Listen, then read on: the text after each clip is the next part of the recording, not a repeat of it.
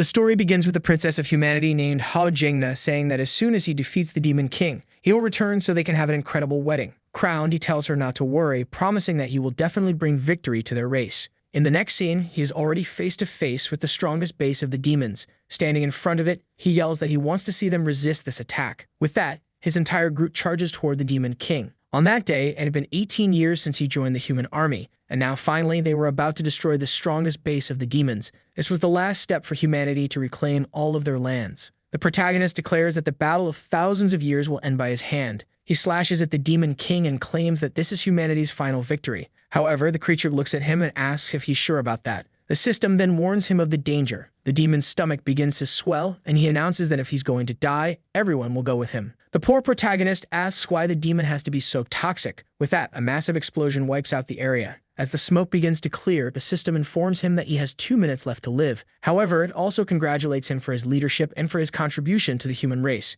As a reward for all he has done, he is given the chance to be reincarnated. The system asks if he wants to accept, and he clicks yes immediately. Only an idiot would refuse something like that. Then he hears a voice telling him to wake up because they're coming. He opens his eyes and realizes he has been reincarnated. Standing up, he mutters that the damn Demon King thought it would be easy to kill him. But right next to him, there's a group of horned demons staring at him. The protagonist looks around and asks why there's a bunch of ugly demons staring at him like that. An old demon named Lottie tells him to get moving because the Blue Union is coming and they're all going to die. Touching his face, the protagonist asks what the old man is talking about. Then he notices a mirror nearby and slowly moves to take a look. He is reincarnated as a ranky demon named Gan Dongwo. Panicked, he asks why in the world he reincarnated as a demon. He calls the damn system and demands an explanation as to why the hero of humanity has been reborn as a filthy creature like this. The other demons watch in confusion. The system appears and apologizes, saying there was a small error during the reincarnation process. He demands the system fix it, but it explains that, unfortunately, nothing can be done. In frustration, he grabs the system and demands to speak to the manager to find out who's running this mess.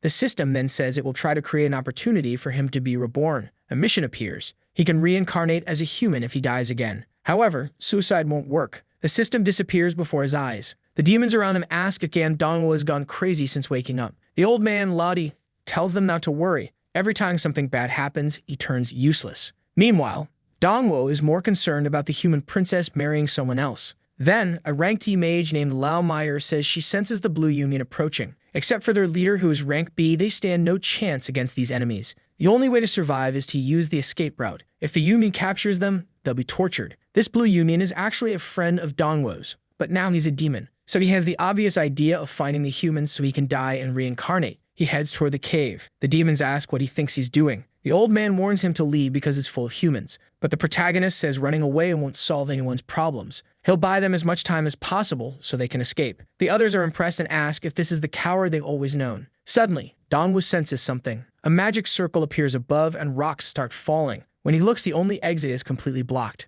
Then small footsteps approach. The daughter of the Demon King, a rank B demon named Liu Bingyi, says they grew up together. She refuses to leave anyone behind at a time like this, but Dongwo already wants to kill this girl who refuses to let him die. He prepares to punch her, telling her to forget it. He punches the rock, but he ends up losing health instead. Turning back, he calls her stupid, all while thinking about how much his hand hurts. Poor Binky wonders why she's being scolded. Meanwhile, Lottie asks how he dares speak to royalty like that. Dongwo responds that they should never underestimate a man's determination to sacrifice himself for others. Bingy blushes as she had never noticed how manly and courageous this boy could be. However, the others start saying that if the lunatic wants to die, they should let him. After all, everyone else needs to escape. Dongwo says that all they've been doing is hiding and asks what's so terrifying about humans, claiming that he's a brave demon. For everyone's safety, he will die with dignity. The group is left impressed while Dongwo desperately begs them to believe this nonsense. The problem is that Bingy is all emotional now. Lottie says it's better to let the boy go since he seems so determined.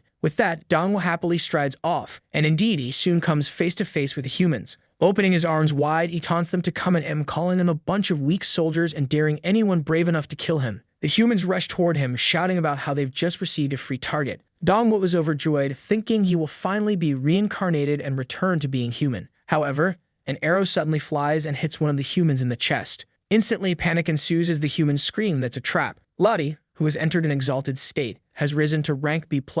He declares that it has been 3 years since he felt the thrill of battle like he did when fighting alongside the Demon King. The system explains that demons can gain a temporary surge of power when in an emotionally heightened state. Poor Dongwo is devastated. Lottie then explains that ever since the Demon King's death, the lack of resistance had allowed humans to continue attacking demon lands. Because the demons kept running away, the humans assumed they were weak and kept taking everything. He then tells Dongwo that this time he's absolutely right. Bingyi steps forward, declaring that today the demon race will resist. The Blue Union soldiers are confused by what's happening, while Dongwo stands frozen, wondering why these demons are getting so inspired. Suddenly, Bingyi also enters an exalted state and rises to rank A. She announces that no demon will be left behind today. The humans are terrified as there wasn't supposed to be a rank A demon there. Bingyi begins to unleash a cosmic explosion of tribulation fire. She attacks the humans mercilessly, and in the next moment, a massive crater is formed. The once powerful Blue Union has been obliterated. To make things worse for Dongwo, he levels up not by 1, but by 10 levels at once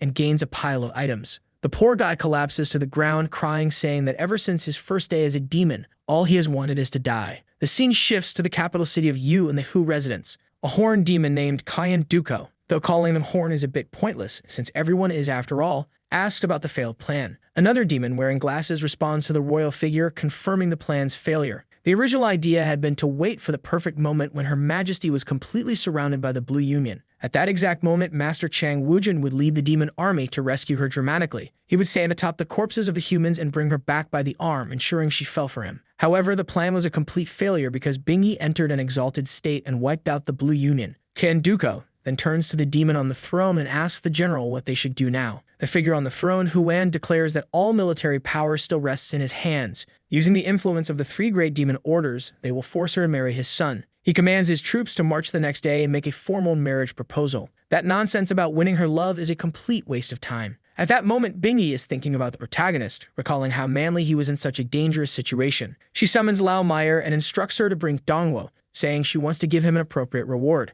Lao Meyer wonders what kind of reward this could be, imagining the princess has something serious in mind. She tells Bingyi to wait while she fetches the boy. Meanwhile, Dongwo is busy drinking himself silly. The system advises him to start spending his points since he earned 120, but Dongwo curses at the system, refusing to spend anything. Looking at himself, he sees he is now a rank D demon. He's still relatively easy to kill, but the problem is figuring out where to find a human to do it. Suddenly, Lao Meyer arrives and informs him that Her Majesty is looking for the drunkard. However, Dongwo insists on testing something with her first. She asks why he's drunk so much, but before she can react, he pushes her aside, saying she's about to find out. He moves toward a fire and says he needs her help to die. She assumes he's asking her to kill him in some unconventional way, never imagining that this little guy could be so bold. She promptly knocks him unconscious, declaring that it's not the right time because, as of today, he belongs to Her Majesty. Sometime later, Dongwo finds himself in front of Bingyi, who grants him the freedom to walk throughout the palace. Additionally, he is gifted the Slayer's set, which will allow him to become a true hero. Lao Meyer is stunned, realizing that Bingyi has just handed over the armor of the former Demon King as a gift. Dongwo examines the set, full of rare items, and wonders why he's been given such an overpowered collection. Knowing she wouldn't accept that gift, Dongwo simply steps away, saying he's leaving. Bingyi, with her curvaceous figure, is startled that the boy doesn't seem impressed by it. However, as he's walking away, some individuals are watching him. An old man named Wei Ming is furious that Dongwo received the Demon King's set just for what he did that day. He says that such a reward should only be given to a demon who demonstrates power to the world, calling it irresponsible to do otherwise. Wei Ming seems to be an ally of the general on the throne, as he mentions that this act forces him to side with the man. At that moment, Dongwo approaches and calls out to the old man, who's already itching to kill this shameless brat who dares to push his luck. But instead, Dongwo stretches out his hand and says the set can stay with him. Wei Ming is shocked, asking why he would give it up. Dongwo simply tells him to keep it, explaining that he's trying to die and a set like this would only hinder his plans. He then adds that it was Her Majesty who asked him to hand it over as a token of appreciation for all Wei Ming had done for the city. Before Wei Ming can respond, Dongwo dashes off, waving goodbye. Wei Ming stands there, confused, until he suddenly yells to the heavens, calling himself shameless for even considering betraying Her Majesty. Later, Dongwo is sitting on a staircase, realizing there's no one in this place willing to kill him. Then he hears someone nearby saying the young master has finally returned. The person bows and informs him that the general has decided to begin operations tomorrow. Soldiers will be sent to propose a marriage between him and the princess, and anyone who opposes it will be killed immediately. This grabs Dongwo's attention. If that's the case, it seems he'll only have to stay in this filthy place for one more day. The next day at the kingdom's conference hall, many people are engaged in conversation, but Dongwo finds it boring and wishes they get to the important part. Kyan Duko then addresses Her Highness, saying that for 3 years the humans have been retreating further and further, unable even to capture the city. Bingyi responds, saying the general's actions are indeed impressive, and he is responsible for many victories, deserving a reward. Ku then says that if Her Highness truly means what she says, he has a favor to ask. He summons his son, Woojin, and requests that she bless him with marriage. He mentions that they've grown up together all this time. Bingyi, seemingly a bit slow on the uptake, notes that they haven't seen each other in 3 years and asks who Woojin wants to marry. That's when Hu explains that he wants her to marry Woojin. She is shocked, asking what he's talking about since they don't even like each other. The general, however, says that's irrelevant.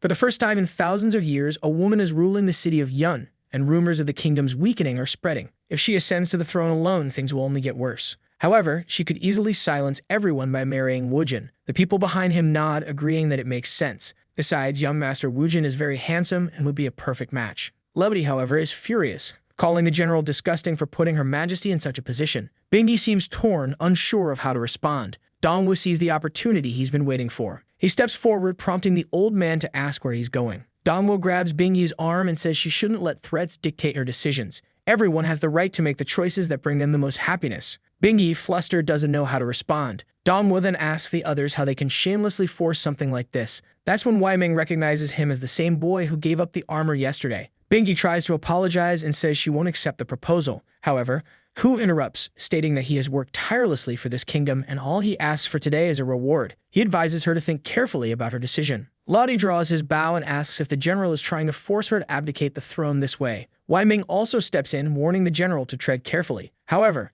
Huan declares that he holds all the military power in this place and asks if they're truly ready to start a war. Bingyi lowers her head, asks everyone to stop, and says she agrees with the general's words. Dongwu, however, bursts out laughing. He says that as the rightful heir to the throne, Bingyi has more claim to it than anyone else and should fight for it. He turns to Huo and asks why everyone is so afraid of him. The general approaches and asks who this child is. Dongwu spits in his face, calling him just a low-ranking general of the former Demon King and questioning why he has so much military power. In the end, he's just a lackey, so it doesn't make sense for him to act so arrogantly. All this while patting the fool's face. To top it off, Dongwu declares that Bingyi is not only the most formidable and powerful person in the kingdom, but also the most beautiful. So how could that strange son of his ever deserve her? The enraged general tells Dongwu to shut up and asks who in the world would be worthy of her, if not his son, who is a great soldier. The cheeky Dongwu claims that he is. After all, 2 days ago in the cave they connected on a deep level. Dongwu is confident that the damn general will finally kill him now. Lottie looks devastated while Mei Wei mutters that she knew this would happen. The audience begins to whisper that during the Blue Union invasion, Dongwu was the first to stand up and fight against them. Meanwhile, Bingyi is emotional, moved by how far Dongwu is willing to go for her. The general, however, asks if Dongwu truly wants to die that badly. Of course, Dongwu does, pointing at his neck and saying that if the general has the guts, he should just strike there. Otherwise, he'll lose his head, as Dongwu not only publicly humiliated him, but also tarnished the dignity of Her Majesty. For all these unforgivable offenses, the general declares that he will grant Dongwu's wish. Activating a powerful technique, his fist glows and everyone begins to flee. In an instant, he stretches his arm back and punches Dongwu straight in the chest. Wei Ming rushes forward, shouting that it's too late now, while Dongwu cheers, telling Hao Jingna to wait for him. He'll finally reunite with her. The entire area explodes. Flames rise as everyone watches in shock, but Woojin appears confused. Someone emerges from the chaos, and Woojin wonders how this is even possible. Dongwu had received a token from the Demon King's military order. Because of this token, he immediately jumped 40 levels and gained a passive ability. When his health drops below 30%, his defense increases fiffold. Worse yet, every 15 attacks he receives are reflected back, dealing critical damage. The onlookers whisper that such a token can only be granted by Her Majesty. As far as they know, only the Demon King himself could bestow such a blessing. It turns out Bingyi was the one who gave Dongwu the token. She explains that her grandfather and father had entrusted the token to Huan because of his loyalty in life and death. However, now she decided to give it to Dongwu, granting him the right to become a general and lead part of the demon army. Huan doesn't look too impressed, assuming no one would dare betray him. He scans the room, waiting to see if anyone will challenge him. But Wei Ming steps forward and congratulates Dongwu, acknowledging him as the new general. Lottie decides to follow suit, reasoning that if Wei Ming supports him, it's best to do the same. Soon, Huan's soldiers begin recognizing Dongwu as the new general. No one wanted to align with anyone other than the Queen's supporters. This pleases everyone except Dongwu, who is frustrated by the turn of events. Left with no choice, Huan concedes, saying that since she entrusted the military order emblem to Dongwu, it proves she trusts him. However, he questions how such a weak soldier will command an entire army. To prove himself, Dongwu will need to lead a team through the ancient demon cavern, a test of survival only for those deemed worthy by the kings of old. The elders shout at Huan, calling the test ridiculous, as no one has survived the cavern in the past 100 years. Bingyi agrees, pointing out that the place is considered forbidden, as everyone who enters dies. But Dongwo's eyes light up with excitement. A cave where no one has survived in 100 years? Perfect. The general laughs, calling them all cowards. Dongwo raises his hand, agreeing with the general and asking where this ancient demon cavern is. He's ready to go now. His friends are wide-eyed in disbelief. 200 years ago, during the Great Crisis, the Demon King sacrificed himself to protect his people, sealing the last demonic element in the cavern for the next king to claim. However, no demon has managed to pass the test since then. Wei Ming explains that entering the cavern requires at least 2 people. Who else would dare go with Dongwo? The soldiers murmur among themselves, wondering who's crazy enough to volunteer. The general declares that if Dongwo wants to take the test, it's up to him to find a partner. That's when someone raises their hand. It's Wujin. His father slaps him across the face, demanding to know when he started making his own decisions. But Wujin calmly responds, asking if his father thinks he's inferior. The soldiers whisper that someone like Wujin, the future of their race, shouldn't risk himself. But Wujin insists that only one approved by the ancients can inherit the king's power, and if there's going to be a new demon king, it should be him. His father doesn't look pleased, but the decision is made. The next day, Duko approaches Wujin, congratulating him on the choice. He suggests that since Dongwu seems so weak, this could be an opportunity to kill him in the cavern. Out of nowhere, Wujin starts straightening his hair, saying he knows exactly what he's doing. Meanwhile, Meyer warns Dongwu that Wujin is selfish and that he should be careful. But Dongwu is thrilled, as Wujin's presence increases his chances of dying. Suddenly, Wei Ming arrives, addressing Dongwu as general and presenting him with the best buff and healing potions in the kingdom. Dongwu thanks him, but is obviously unhappy about it. Soon, everyone gathers at the entrance to the ancient demon cavern. Dongwu hands Wujin some potions. Meyer asks if they're ready, and Bingyi, standing strong and powerful, tells Dongwu that he must survive. While Wujin stares ahead, declaring that the next demon king of this place is about to be born,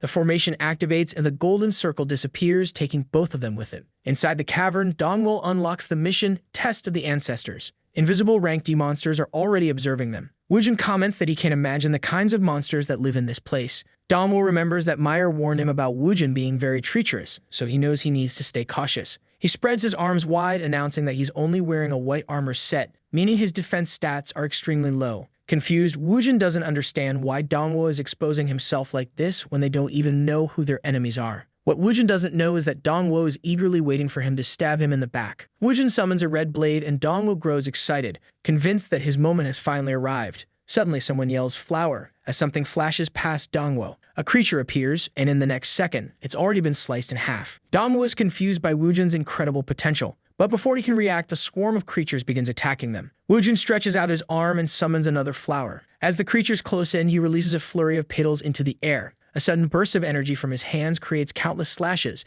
shredding the creatures to pieces. Wujin remarks that it's impressive Dongwu had already detected those soul bats. Using himself as bait to lure all the creatures and then taking them out in one fell swoop was a clever strategy. However, Wujin warns him not to think they are equals just because of something like that. Dongwu readily agrees, saying he knows he's nowhere near Wujin's incredible level. Not one to be humble, Wujin responds with, "Of course." The scene shifts as Wujin unleashes Annihilation Slash and activates the blade of the flower. Dongwu is left bewildered. His plan was to get stabbed in the back by this guy, but Wujin is so competitive that he's charging ahead, killing all the monsters instead. To make matters worse, since Wujin doesn't stop slaughtering the creatures, are all focused on him, leaving Dongwu in no danger whatsoever. Still, Dongwu is determined to eventually draw all the monsters' attention to himself. He realizes he has 408 points to spend and wonders if he could use them to help with this plan. Later, Wujin remarks that according to the map, they've reached the deepest part of the cavern. What strikes him as odd is that Dongwu hasn't killed a single monster yet. Wujin doesn't want to believe it, but maybe Dongwu really is just a weakling leeching off his experience.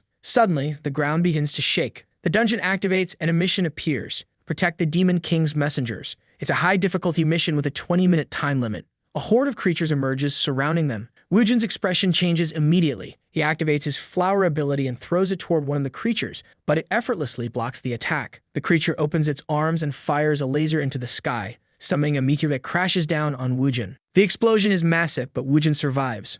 Before he can retreat, however, another attack comes from within the flames. Dongwu, meanwhile, is thrilled. He's allocated all 480 points into strength, leaving his defense at the bare minimum. This way, with a single attack, he plans to draw every creature's focus onto himself. Wujin, struggling, convinces himself that Dongwu is clearly incomparable to him in this universe. It's obvious now that Dongwu is weak. Wujin unleashes his ultimate technique, causing a rain of thorns to fall upon the creatures. However, nothing happens. Standing before the largest creature, Wujin demands its death. The thorns embedded in the ground explode, but the monster remains almost completely intact, with 90% of its defenses still up. Wujin is at a loss. He's used his final technique and the creature is essentially invulnerable. It retaliates by firing purple energy at him. As all the creatures converge, Wujin finds himself surrounded. Meanwhile, Dongwu casually strolls closer. He sneaks up behind the massive creature and prepares a surprise attack. He lands a powerful blow, creating a gaping hole in the creature's body. Instantly, every other monster turns its attention toward Dongwu, tossing Wujin aside and rushing at him. Dongwu is stunned by the sheer strength he now possesses. He never imagined that 480 points in strength would be so effective. Wujin, on the other hand, is baffled, concluding that the monster must have a weak spot on its back. It finally makes sense to him. Dongwu hadn't been attacking because he noticed this from the beginning and was deliberately creating the perfect opportunity. Now surrounded by monsters, Dongwu receives a system notification. You draw the attention of all creatures. Standing confidently with his arms crossed, Dongwu grins. His strategy has finally worked and he's become the monster's sole target. One of the Renka creatures leaps at him and Dongwu is certain it will finish him off. He gestures with his finger, taunting it to come at him and opens his arms wide in celebration. Finally, he's going to become human again. But just as the monster is about to strike, a flower appears from behind him. Wujin activates the piercing petal shift. Wujin manages to cut down the creature, leaving Dongwu stunned as the remains fall to the ground. Only 3 messengers remained. While Dongwu feels desolate, Wujin comments that he liked Dongwu's strategy of drawing the enemy's attention. With Wujin having just dealt significant damage,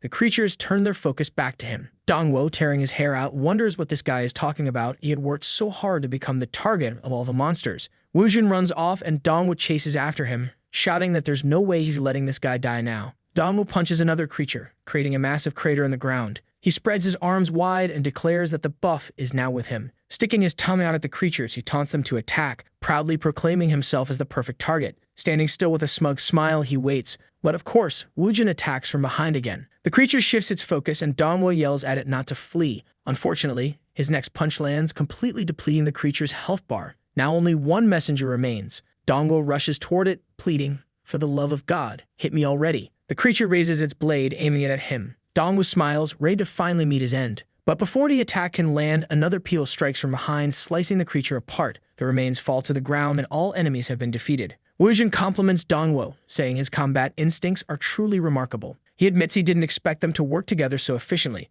However, Dongwu is furious. He never wanted teamwork in the first place. Wujin, trying to be gracious, admits he doesn't usually say things like this, but he acknowledges that Dongwu is strong, worthy, even to compete for the greatest glory in the world alongside him. Suddenly, the ground begins to tremble. Electricity crackles from the floor as a voice echoes, announcing that it has been centuries since anyone dared to enter this cavern. The voice says it thought no new prodigy would have the courage to challenge for the title of Demon King. A flash of light blinds them both and a massive blue dragon appears, congratulating them for passing the test. But the dragon declares that the real challenge begins now. Only one of them can leave the cavern alive. They have 10 minutes to fight to the death, and the survivor will inherit the title of Demon King. If they refuse, both will die by the dragon's hand. Wujin is visibly shaken, demanding to know why they must fight each other to the death. He hesitates, uncertain. Even as the future of the demon race, he can't gauge Dongwu's true strength. Meanwhile, Dongwu is overjoyed, shouting that God has given him a gift. Finally, the perfect opportunity to die has arrived. Wujin, seeing Dongwu stripping off his shirt, assumes his opponent is incredibly determined and resolves not to lose.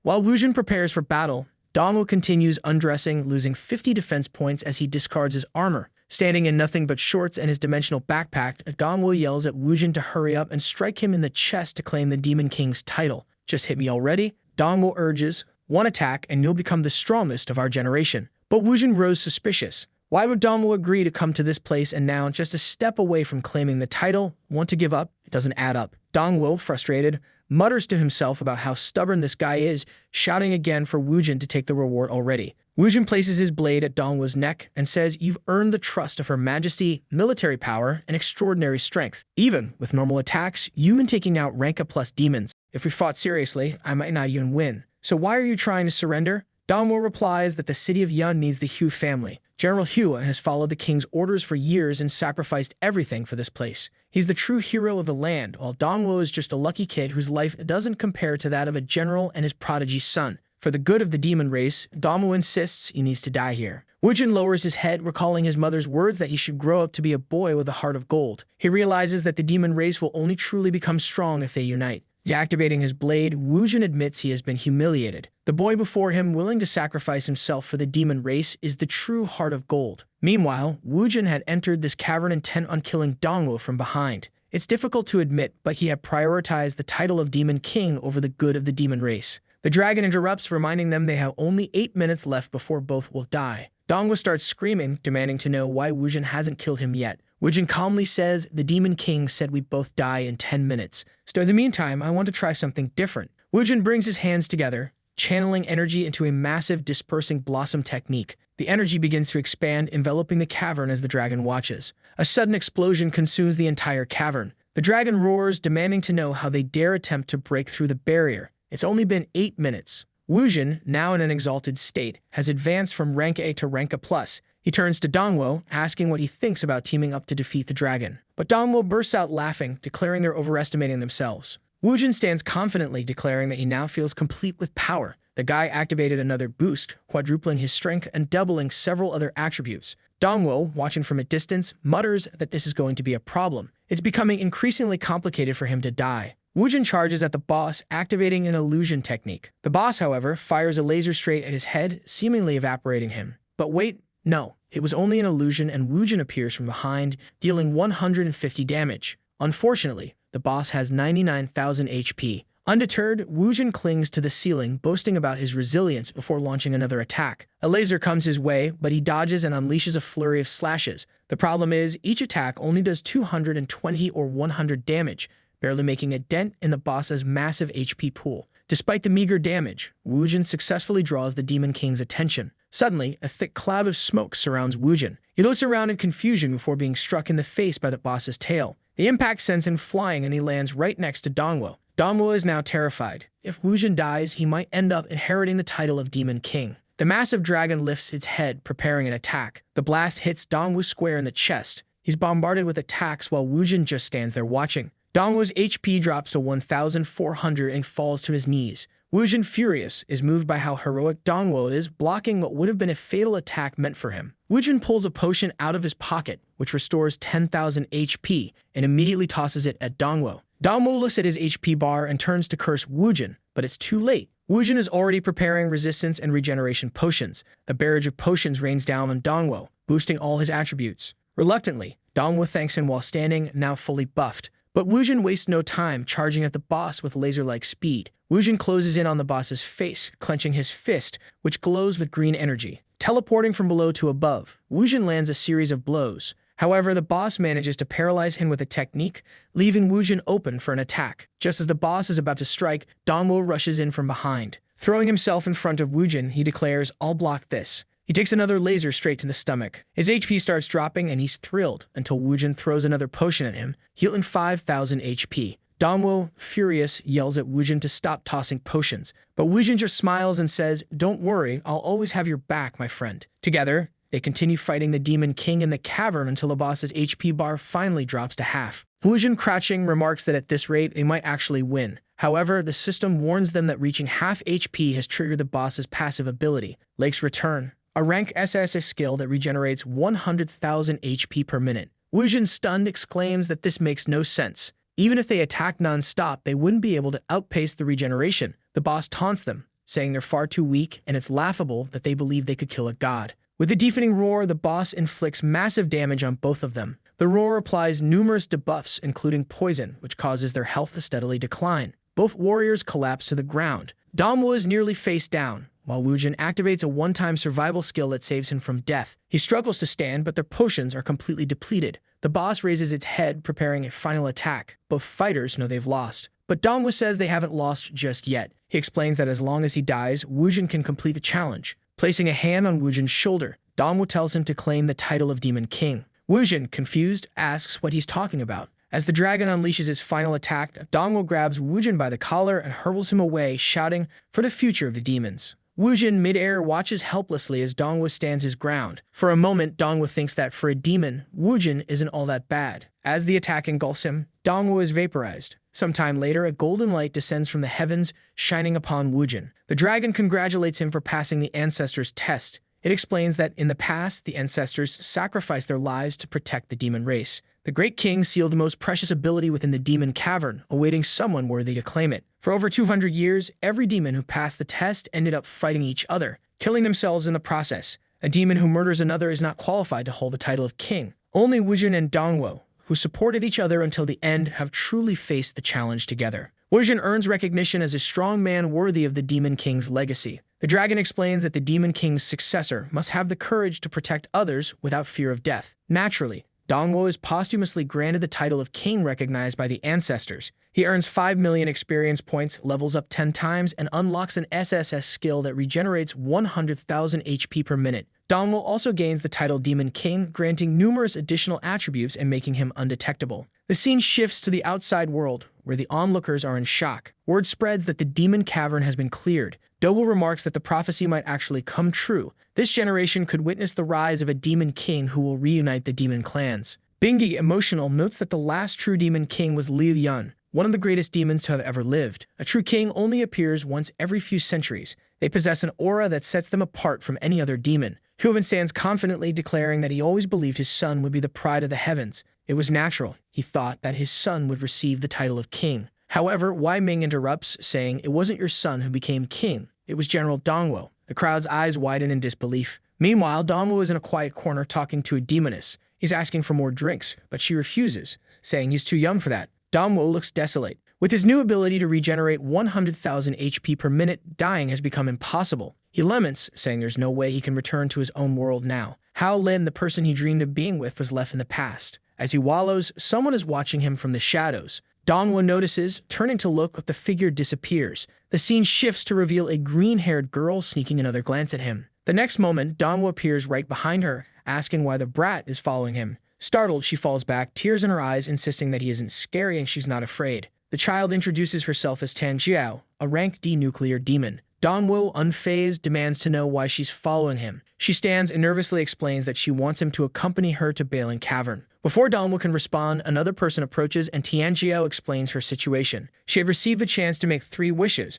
but she needed to go to Balin Cavern to claim them. The child reveals that she wants to enter the cavern, but isn't allowed because she hasn't fully transformed into an adult demon. Out of nowhere, an old beggar yells in Dongwo's ear, warning that it's clearly a scam. Who would believe something like that? The beggar says. But Dongwo, curious, asks Tianjiao if this wish thing is real. He recalls hearing about a fountain of wishes in the demon world and is eager to find one himself. Tianjiao reassures him, explaining that she had to pass countless tests and spend 50,000 to earn this opportunity. The beggar scoffs, telling them both to stop falling for such obvious tricks. But Tianjiao suddenly gets emotional, revealing that this is her last chance. She worked tirelessly at the Balin Club to earn that money because her mother's heart is failing, and she has only 1 month to live. She's desperate to save her. The beggar mutters that only an idiot would go with her, but Dongwo surprises him by agreeing on one condition. She must give him one of her wishes. "I'll either wish to reincarnate as a human or to lose all these overpowered abilities," he declares. Chang Xiao, overjoyed, agrees to give him 2 wishes if he helps her. Frustrated, the beggar walks away, muttering that these 2 lunatics deserve each other. As he leaves, the beggar recalls that Balin Cavern is rumored to house a black market group that's been very active recently. The scene shifts to Dongwo and Tianjiao standing before the cavern's gate. Dongwo presents the invitation and completes the scan, allowing the door to open. As they proceed through the corridor, someone remarks, "The fish took the bait." In another room, the demon orders the door sealed, trapping them inside. A blue-horned demon warns, "Don't hit them too hard, or they might die." Suddenly, doors begin to descend in front of Dongwo and Tianjiao. A figure with a sparking hand appears behind them and leaps forward to punch. Tianjiao warns Dongwo to be careful. The punch lands squarely on Dongwo, but his passive ability activates, negating all damage. He doesn't even flinch. Casually, Dongwo asks if this is the famed Balin Cavern. The attacker is taken aback, finding Dongwo's calm demeanor unnerving. The protagonist remarks that he's here to collect wishes, only to notice a dangerous-looking woman in the background. Dongwo starts to question whether they've come to the wrong place. The blue-horned demon laughs, mocking his naivety for believing in such childish fairy tales. They reveal their true identity as the largest human trafficking group in the Yun Dominion. Their ruse about granting wishes was just a trap to lure victims into the cavern, where they could be captured and sold. If you obey the demon's sneers, you might leave here with all your limbs intact. So be a good dog and understand your situation. One demon slaps Dongwo across the face, commanding him to submit. But before anyone can process what's happening, the demon is sent flying by a casual punch from Dongwo, embedding him into the ceiling. Dongwo sighs, asking, "How many times is this going to happen? Ever since I reincarnated, it's been one disappointment after another." Realizing Dongwo's strength, the demons ready themselves for a fight, declaring, "This kid is dangerous." Suddenly, machinery activates and the demons equip themselves with advanced combat gear resembling Power Rangers in rank B+ armor. One of them yells, "Show him the true danger of this world." 3 demons leap toward Dongwo, shouting that they'll finish him off. Meanwhile, Dongwo, having drunk too much earlier, is getting a little emotional. Dongwo mutters that life has been very hard lately. Every time he gets close to success, he fails. At this moment, he feels truly frustrated and angry. He punches the ground, declaring he's tired of it all. The impact creates a massive shockwave, throwing everyone across the room and shattering their armor. Meanwhile, Dongwo is crying his heart out. The demons are now kneeling, begging for forgiveness and asking to be allowed to leave. One of them confesses that they were forced into this situation and didn't enjoy doing such things. Hearing this, Dongwo demands to know who the powerful people behind this operation are. The demon pinned under his foot reveals that the most powerful person in the Yun Dominion is behind them. He claims that once the general arrives, Dongwo will surely be dead. Dongwo wonders who this leader could be. Suddenly, an immense energy starts emanating from the door. The demon under his foot begins to celebrate, shouting, "The general is here. You're finished." Dongwo turns around to see a figure standing at the door, asking, "Are you the one causing all this trouble?" The leader of the group steps forward. Dongwo squints and quips, "Why does it look like Duko's chubby cousin is leading these idiots?" A servant yells at Dongwo to hold his tongue to show respect, asking if he doesn't know who he's speaking to. The leader introduces himself as Dupang, confirming that he is in fact Yuko's brother. Dupang scolds his subordinates, saying, "You useless fools. Letting my name slip like that was unacceptable." The servant grovels, insisting he would never intentionally reveal such information, but Dupang dismisses him, muttering about incompetence. He then approaches Dongwo, declaring that he knows too much and must die. Dongwo, unfazed, remarks that Dupang looks strong and that he's excited to see what he's capable of. With a smirk, he tells Dupang, "I'll give you 10 minutes to try to kill me. If you can't, I won't be so merciful." The surrounding demons are confused by Dongwo's boldness, and Dupang scowls, questioning what nonsense is this about 10 minutes? Preparing his fist, he boasts that he'll have Dongwo's head on the ground in 1 second. The servant cheers, claiming this is the general's strongest attack. Dupang pulls back his fist and lands a full-force punch on Dongwo, dealing 500 damage. But within seconds, Dongwo heals 800 HP from his passive regeneration. Dupang is baffled as Dongwo stands there with a full health bar, grinning. "That didn't seem to work." Dongwo teases, "Maybe try a special move." Furious, Dupang mutters that he didn't expect this loser to have any abilities. Dongwo encourages him to stop wasting time, reminding him that the 10 minutes are ticking. Dupang, now enraged, launches into a combo of punches, landing 8 consecutive hits on Dongwo's face. The boy's body is briefly knocked to the ground, but his health bar remains intact. Exhausted, Dupang pauses, trying to catch his breath. Dongwo, lying on the floor, looks up and sarcastically asks, "Why'd you stop? Getting tired already?" His taunts infuriate Dupang further, and the general leaps into the air, preparing a meteor strike. The attack hits Dongwo directly, but it activates his counterattack passive ability. With a massive shockwave, Dupang is sent flying, taking 2,800 damage to the face. Staggering back, he stares at Dongwo in disbelief, trying to comprehend what's happening. The servant finally realizes who Dongwo is, whispering that's the pervert who caused trouble at the castle. He went to the ancestral cavern. How is he alive? Dupang wipes his face and sneers, declaring he now remembers Dongwo. "You're nothing but a filthy demon who only got this far by relying on women. I, on the other hand, am an A-class demon with 2 demon hearts, the future commander of this clan." As Dupang boasts, a set of A-class equipment descends from above, equipping Dongwo automatically. The boy cheers, now powered up, and taunts Dupang to come at him again. Dupang raises his hand to the sky, summoning his strength, and charges at Dongwo. His punches land repeatedly, dealing 40 to 50 damage per hit. However, the damage numbers are far too low compared to Dongwo's passive regeneration. Then, as Dongwo's passive counterattacks activate multiple times, Dupang is curled across the room, taking 3,000, 2,000, and 10,000 damage. His HP bar rapidly depletes until a final hit of 8,400 leaves him nearly defeated. Falling to the ground, the servant cries out for the general, who collapses like a sack of potatoes. Dupang's own survival passive activates, sparing his life once, but he's left disoriented. Struggling to his feet, Dupang demands, "Why are you still standing there with a full health bar?" Dongwo smirks and replies, "Because your 10 minutes are up. Is that all you've got?" Dupang drops to his knees, pleading for forgiveness. "Please don't hurt me," he begs. "I'll give you anything you want." Dongwo calmly states, "The only thing I want is someone who can kill me." Dupang looks at him in horror, whispering, "That's impossible. No one deserves something like that. Who are you?" Before Dongwo can answer, someone at the doorway calls out for the general. It's Duko, who steps in and coldly observes the scene. The servant begs Duko to save his brother, but Duko replies he brought this upon himself. If Dongwo wants to kill him, so be it. Duko apologizes, saying it was his mistake for letting this situation escalate. Dongwo dismisses him, replying, "Whatever, I don't even care about that chubby guy's life," as he kicks a pebble and mutters about how weak everyone is. But suddenly, he stops, remembering something. Turning around, he asks Dupang, "Did you really say you'd give me anything I want?" He approaches, narrowing his eyes, and asks if it's true that Dupang has 2 demon hearts. Dupang, panicked, denies it, calling it absurd and claiming he'd never have such a thing. The scene shifts to a hospital, where Dupang is stretched out on a gurney, begging his brother Dukao for help. But the doctors prepare the anesthesia, reassuring him, "Don't worry,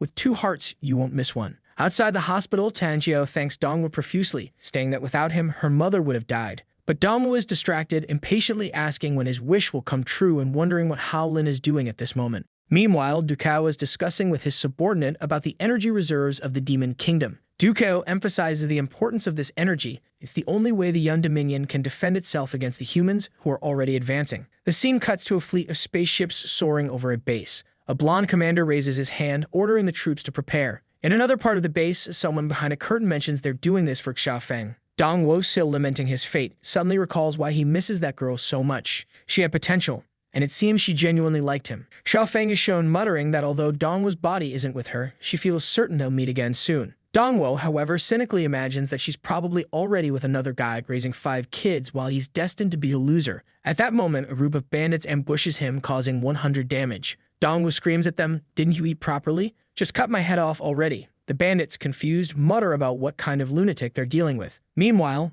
Dongwu, disheartened, wonders why no one can manage to kill him. Suddenly, Dongwu wakes up, shouting for someone to kill him. He shakes his head, muttering that he's been dreaming too much lately. Meyer enters, welcoming him back and informing him that Her Majesty has called an emergency military meeting. Dongwu, so groggy, follows her as the scene shifts to the meeting. Bingbi informs the generals that an immense human army is approaching their city. The attack will arrive sooner than expected and consists of over 10,000 soldiers. She explains that this is why she summoned the most important generals of Yun to discuss strategy. The last time they faced a battle of this scale was 10 years ago, and they barely survived. Huan recalls how they managed to survive that attack by employing guerrilla tactics and assassinating the human leader. That was the only reason the Yun Dominion still exists. However, he reminds everyone that the previous attack involved 5,000 soldiers, and the demons barely made it out alive. Now they're up against double that number. While the strength of the demons hasn't grown, they must somehow endure. Their only option is to buy time until reinforcements can arrive. Turning to Dongwu, Huan asks for his opinion on this matter.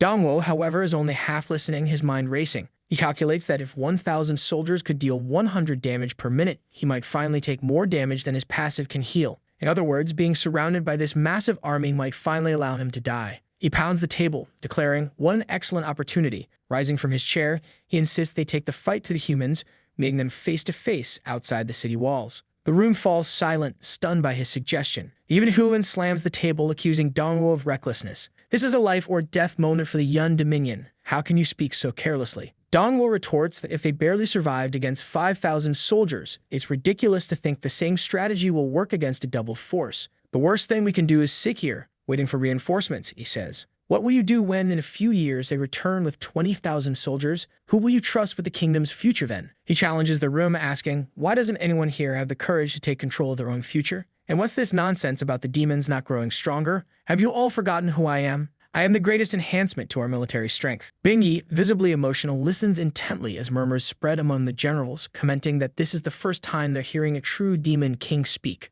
But Huan interrupts, accusing Dongwu of recklessly sending thousands of demons to their deaths. He adds that Dongwu has never been on a battlefield and has no idea how cruel it is. Dongwu counters, questioning whether Huan really believes victory will come without risk. He mocks the idea of relying on outdated guerrilla tactics and calls out Huan's defeatist mindset. "Do you really think you can win with that attitude?" he asks. "How can any soldier forget the most important thing on the battlefield, the spirit of victory?" To prove his commitment, Dongwu makes a bold declaration. "If we lose this battle, you have my permission to execute me publicly in front of everyone." The old man is visibly emotional, while the others simply stare in stunned silence. Wu Jin, however, smiles, commenting he really knows how to inspire people. Bingyi stands, declaring, "I understand now. In this war, General Dongwu will receive all our troops and have full command. Instead of standing idle, we will open the gates and meet the enemy head-on." Sometime later, in a military camp inside one of the tents, Huan addresses his subordinates. He reminds them of the countless battles they fought against the human army, but this time, the humans aren't just more numerous,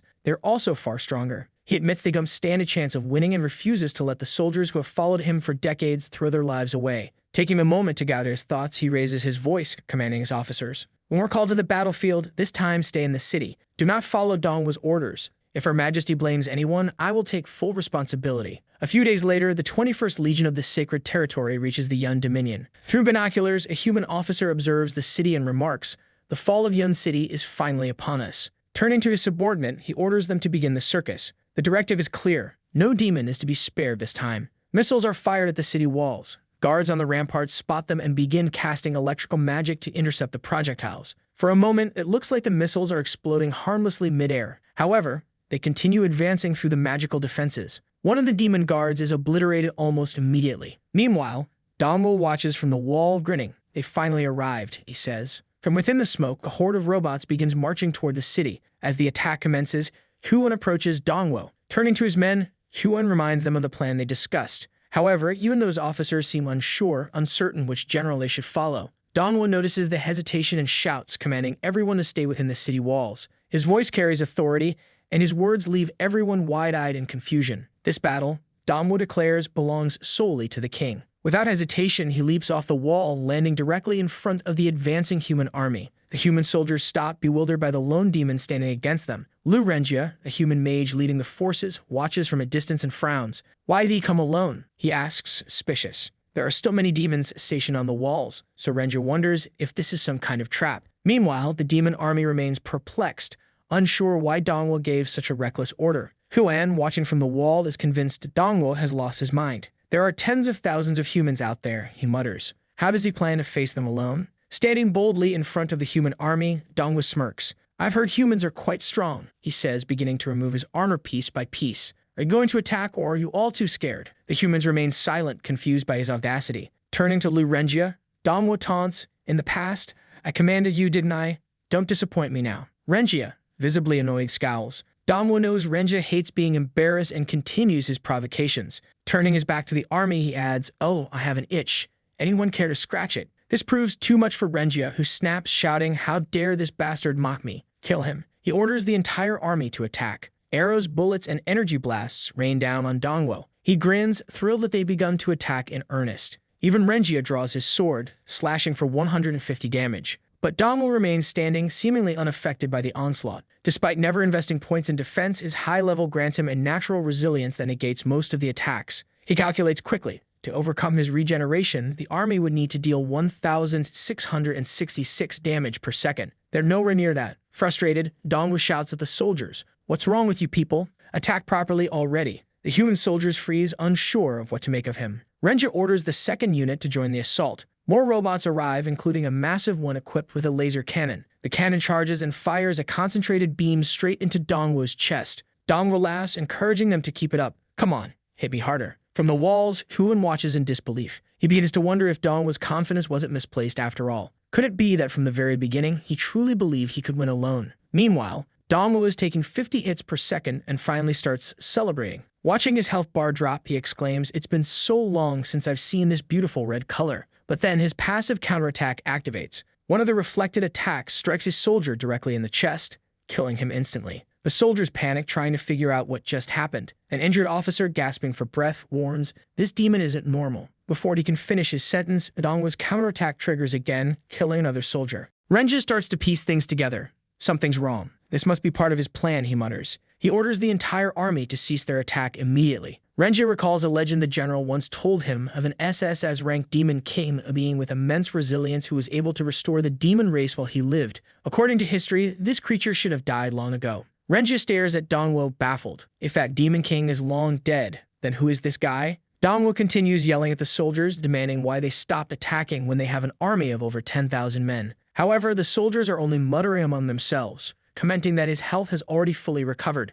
Renjia commands his troops, Don't fall for his provocations. Something is clearly off when attacking this guy. He then states that their mission was merely to draw out the strongest member of the demon army, and they already achieved that. Everyone, retreat, Renjia orders. Minimize the casualties. With that, Dongwo is left standing alone. On the wall, Meyer questions why the humans are retreating. She calls for the Imperial Guard and orders them to advance alongside her. Wujin, standing beside her, commands the entire demon army to follow him. Dongwo hears something behind him and, turning around, sees the entire demon army charging forward. Renjia, seeing this, mutters in disbelief, Why are those lunatics attacking now when we're trying to retreat? To make matters worse, the humans' abilities are still on cooldown. The demon army advances, shouting that anyone who dares step into their territory must be punished. Meanwhile, Huan finally admits to himself that he's getting too old. He hadn't realized how dependable Dongwo truly was, someone who truly deserves the title of king. He addresses his troops and declares, Listen to me. From now on, follow General Dongwo's orders. This time, we'll ensure these insects never return. The soldiers salute, raising their weapons, and begin to advance.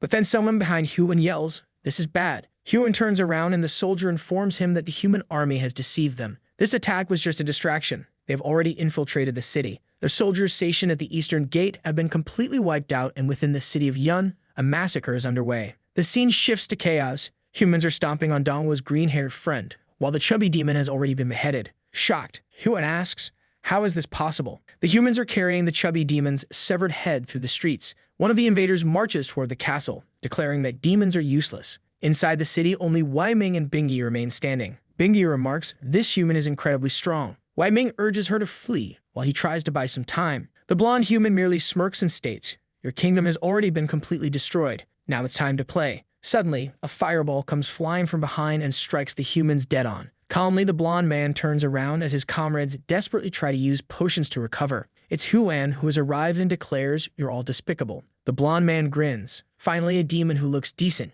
he says. Standing up, he stretches and remarks, "Time for some exercise." The demons quickly notice a purple aura surrounding him, realizing that compared to the other humans, this one is incredibly powerful. Huan knows he must end this quickly. A lightning bolt descends from the heavens, striking the blonde man's head. In an instant, the man transforms into a dragon. This is Berserker mode, a state that increases power by 130% and health by 500%. Elsewhere in the city, the battle rages on. Dongwu sits despondent. All he wanted was for someone to attack him and finally end his life. Ever since reincarnating into this body, it feels like all he gets are hacks and overpowered abilities. No matter how hard he tries, dying seems impossible. Laughing and crying at the same time, Dongwu looks up at the sky and yells, "What do you want from me? Do you really want me to become the Demon King?" At that moment, a lightning bolt crashes down from the sky, striking Huan. Dongwu rushes to the scene, stunned to find everyone dead. He asks himself why demons and humans are fighting in the middle of the city. Then he hears a voice begging for someone to spare his daughter. Looking to the side, Dongwu sees a soldier taunting a man, saying they'll take his daughter and there's nothing he can do to stop them. One of the soldiers wearing a hat mocks the father, telling him they're going to have a lot of fun with his daughter. The father, lying on the ground, screams for them to let her go. In response, one of the soldiers stabs the man's hand and sneers. In the end, the victor becomes king. But before he can finish, he's kicked in the face and dragged across the ground. Dongwu watches, realizing something is deeply wrong. The soldier in the hat notices him and mutters, "Why is there still a demon alive?" They drop the girl and charge toward Dongwu, shouting that they need to finish him off. As they approach, Dongwu reflects that war is a cruel place where the victors take everything. However, he's already forbidden humanity from engaging in this kind of behavior. He delivers a devastating punch to one of the soldiers, sending him crashing to the ground nearly dead. Dongwu pins him by the neck, and the man, gasping, wonders how he lost all his HP from a single punch. "What kind of nonsense is this naked demon?" he whispers. Dongwu demands, "What legion and squad do you belong to?" The soldier reveals that they are from the 21st Legion, 511th Squad. Dongwu freezes in shock. That was his old legion. The other soldiers start running, shouting that this demon is weird. Dongwu, still trying to understand what's happening, glances to the side and sees one soldier dead, while another is being finished off on the ground. Surveying the destruction around him, Dongwu mutters, "I've been here before." Explosions continue to rock the city, with bombs obliterating buildings left and right. The situation in Yun is starting to make sense to him. Suddenly, he hears someone say, "Mom was tortured to death." A father tries to calm his daughter, saying, "At least we still have each other." From above, lightning continues to strike, illuminating the chaos below. Dongwu stands in the rain, watching as the dragon descends. At that moment, his memories begin to return. 6 years ago, he had led an attack on a kingdom called Yun, and the last creature he defeated was this very demon dragon. The problem was that the victory had been so easy, he'd nearly forgotten all about it. Now, Dongwu recalls the system and the words it had spoken about reincarnation. It wasn't just that he had been revived. He had been sent back 6 years into the past. This revelation leads him to question, who is leading this army? What happened? And where is his original body? In the skies, Jin Mei, the beloved princess of the healthy humans, observes the unfolding chaos. She remarks that the hatred between the races is flaring up again, noting that Dongwu was always the only one who stood apart. She reflects that war is only necessary when it's for protection, but humanity had been using it to spread unparalleled brutality throughout the world. Meanwhile, Dongwu continues walking through the ruins of the city, trying to make sense of it all. As far as he remembers, the 511th Squad had strong convictions and discipline. When they defeated the demon dragon, they had even liberated the other demons. Elsewhere in the city, a man steps on Tam Xiao. She cries out for her mother, who tells her not to worry and urges her to run away. But then a blue flame ignites within Tam Xiao, and she seems to lose consciousness. Bao Lai, one of the captains of the 511th Squad, observes this with amusement, commenting on how much charm this demon woman possesses. Witnessing this, Dongwu declares that something truly unforgivable has just occurred. The scene shifts to a door. Inside, people are celebrating, saying that the lady of the house has given birth to a healthy boy. Hyun opens the door and asks where his son is, while the demons outside remark that they've never seen him so happy. Hyun picks up what appears to be the baby, cradling him gently. He promises to take care of the child so that he will grow up strong and protect the kingdom of Yun. Back in the present, a golden lightning bolt cuts through the skies, striking the dragon. Despite this, Hyun defiantly declares that he will never allow scum like them to destroy the kingdom of Yun. The human warrior opposing him, however, seems unfazed.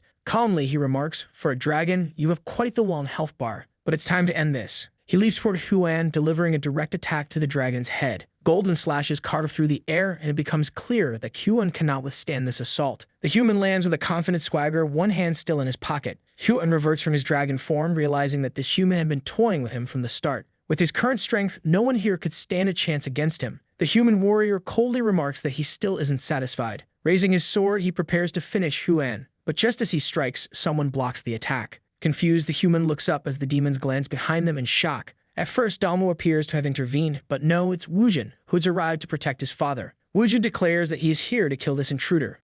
Huan, however, scolds Wujin, telling him to stop being foolish and understand that he doesn't stand a chance against this opponent. But Wujin responds, asking, "Is that really all you think of me? Do I truly mean so little to you?" Wujin recalls a moment from his past when a demon asked him who he admired most. His answer was immediate: the general who led the armies into battle. That man was number one. He also remembers showing his father a report card, proudly stating that he had achieved the highest score in military aptitude. But Huan, seemingly uninterested, simply said, "I see," and dismissed it. Feeling disheartened, Wujin left the room. Later, as a young man, he returned to his father and announced that he had ranked first in the army's entrance exams. But again, Huan merely replied, "I went through the same thing when I was young," showing little enthusiasm. Once more, Wujin left feeling crushed.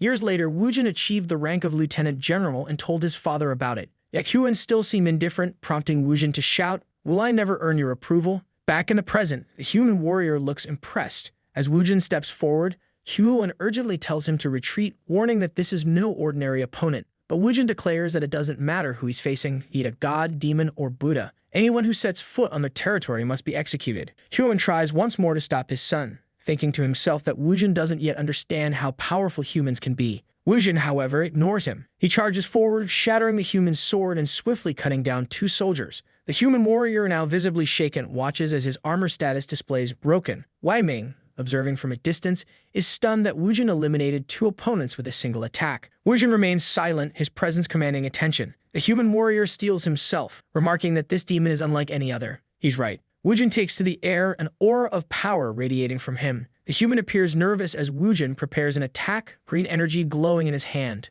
But it's not just an attack, it's a transformation. Wujin morphs into a massive purple dragon. Huan, watching in disbelief, wonders when this happened. When had his son surpassed him? A memory surfaces. After Wujin left the room with his report card, Huan had taken a moment to look at it. Seeing the perfect scores, he smiled, murmuring that he expected nothing less from his son. But when Wujin returned to retrieve the card, Huan quickly hid his pride, adopting his usual stoic demeanor. All Huan ever wanted was for his son to live a peaceful, ordinary life. He couldn't understand why Wujin was so fixated on joining the military. Later, when a subordinate informed Huan that Wujin had ranked first in the military exams, Huan was overjoyed, saying he always knew his son would achieve great success. The problem was that all of this went against Huan's plans. His servant had noticed that every time the name Wujin came up, it became harder to understand the general's feelings. We then see Huan sitting under a tree, beside a gravestone, lost in thought. It was his wife's grave. He wondered why he had fallen in love with someone so connected to the dangerous path of a soldier. Yet it was undeniable. His son was a genius. In the past, while Huan led battles on the front lines, his wife handled everything at home. But she had left too soon, and now he didn't know how to deal with Wujin. From the beginning, his plan had been for his son to lead an ordinary life, one of safety and peace.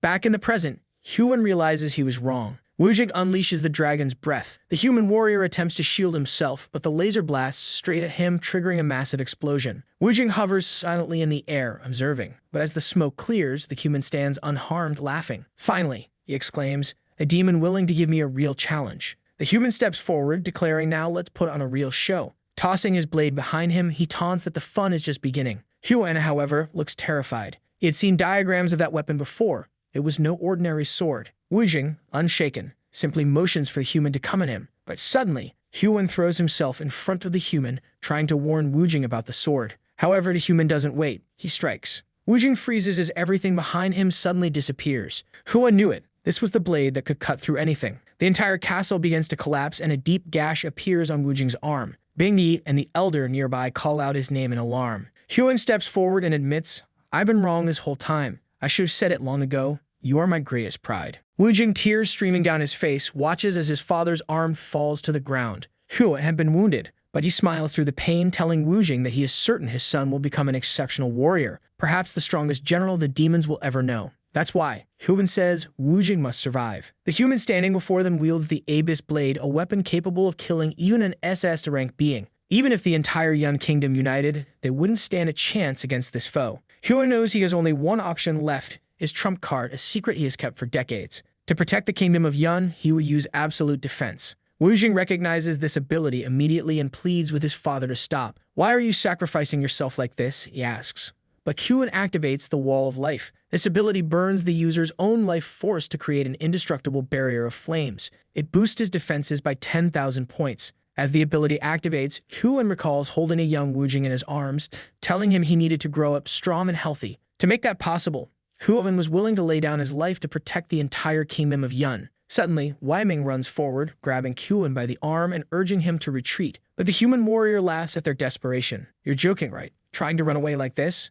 That's just insulting," he sneers. "I'm not satisfied with this performance yet," the human says. "I want to see everyone's despair." But then a voice calls out from behind him, telling him not to rush. "We can't let this guy die so easily," the voice says. It's Lao Tai who steps forward, claiming that the demons have been protecting a demon core this whole time. Now he offers it to the humans in hopes of joining their army. A lightning bolt strikes the ground, and the human leader turns to Lao Tai, asking if this is true. Pointing the sword at Lao Tai's head, he demands, "Why should I trust you?" Lao Tai explains that the Qian clan has been guarding the demon core for generations. Even his ancient ancestors served the first demon king. Every demon king, Lao Tai continues, has 3 generals by their side. One skilled in magic and governance, one proficient in combat, and one a master of military strategy. But Lao Tai adds, "Our clan never relied on such skills to maintain our position. All we needed was the demon core." The core, he explains, is an artifact that contains the spiritual energy of the entire demon race. Only the blood of his ancestor could unlock its power, and only his clan could bless someone with its strength. The human leader admits he has heard of the demon core and acknowledges its immense power. But he asks, "Why have you been giving this to me? Do you think I'm an idiot?" Suddenly, Lao Tai's expression changes. He bows his head, apologizing. "I'm too weak," he admits. "All I want is to keep living." The cube-shaped core rolls across the ground as Lao Tai confesses that he has no potential. If he tried to use the core himself, he would die. Furthermore, the status of his family within the demon race has been declining, and that's why he seeks a new place among the humans. Bing Yi steps forward, shouting at her uncle, "Have you gone insane? That man has slaughtered countless of our people." She points to the human leader, reminding Lao Tai that this very man beheaded his brother. The blonde human glances at the severed head nearby and nonchalantly kicks it toward Lao Tai. The head lands at his feet. Smirking, Lao Tai remarks, "That fool deserved it. Who told him to provoke someone stronger than him?" Understanding the difference in power is the foundation of nature. Humans or demons, it doesn't matter. Turning to the human leader, Lao Tai asks, "You agree?" The human laughs, amused by the betrayal. "Interesting," he says. "You really trusted me with something so important. Since you're so eager, I'll accept it." But then Lao Tai's expression shifts again. He covers his mouth, muttering something under his breath. "Prepare yourselves," he warns.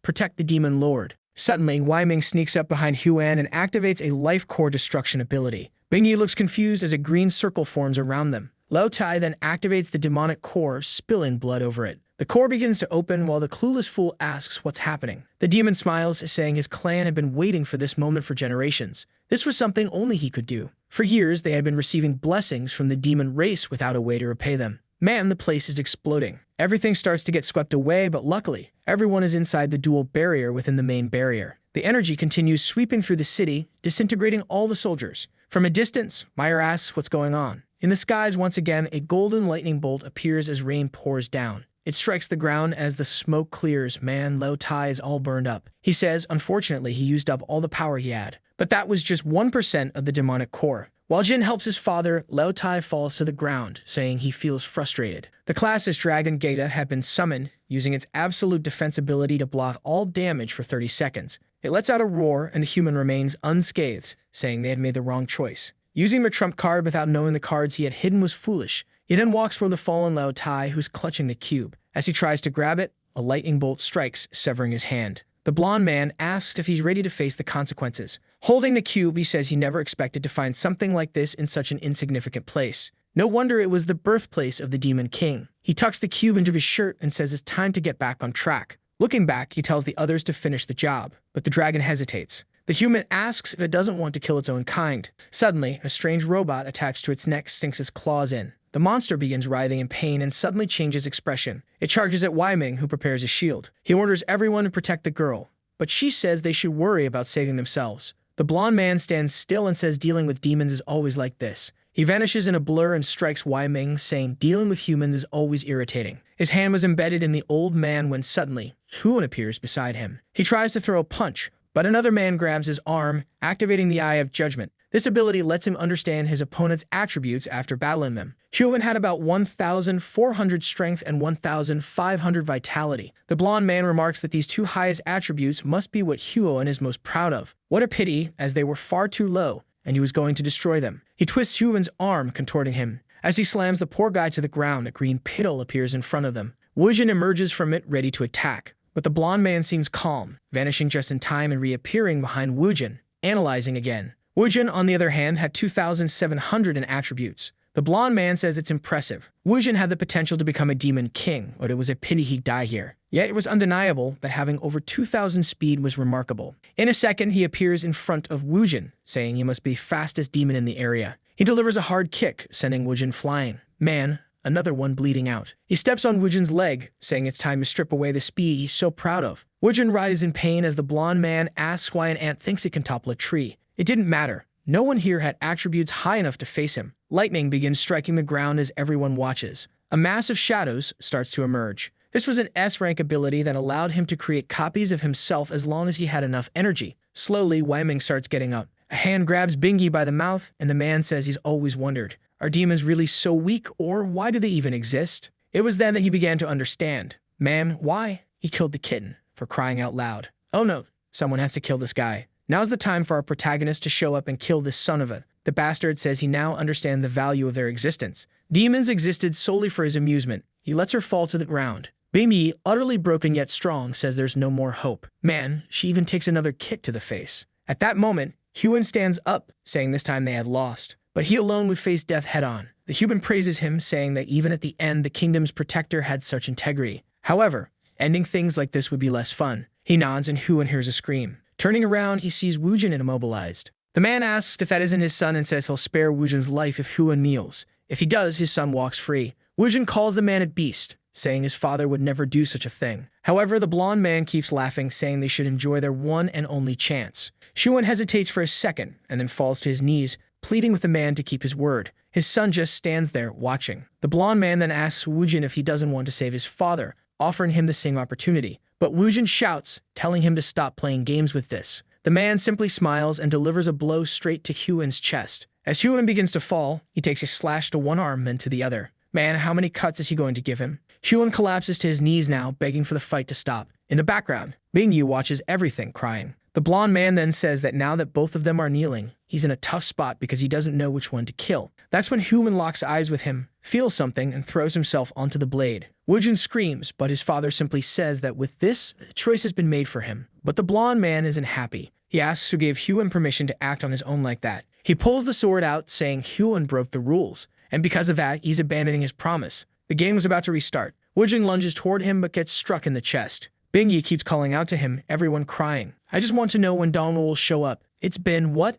10 chapters since he disappeared. The blonde man then starts pulling a chain from the ground. Suddenly, everyone's hands are bound and are lifted into the air. Man, look at what this guy's done in the past. Someone please kill this guy already. Wujin gets struck in the stomach. The man says he's avoiding all vital points to ensure they'll endure as much pain as possible. He then calls for the dragon to approach. Placing the sword on his shoulder, he declares it's time for the final celebration. He orders someone to summon Vice Commander Bao Li, saying Bao Lai must be tired of playing by now. But the person on the other end of the line responds, saying he's gotten quite bold. The blonde man asks who's speaking and where Bao Lai is. Someone behind him shouts that Bao Lai is right there. He turns around and Dongwu has finally arrived with his rank as team of 7. Dongwu says he's seen enough of this situation. He didn't expect the man to stoop so low in his quest for power. Dongwu blames himself for letting things get this bad for the people. But this was something he should have known. A beast will always be a beast. For all the crimes the man has committed, he deserves to be executed slowly. The blonde man scoffs, calling Dongwu another piece of trash. He disappears from the dragon's side, saying he'll finish this quickly, and is already in front of Dongwo, smiling. But then he takes a punch to the face so hard it breaks his glasses, unable to even calculate the force.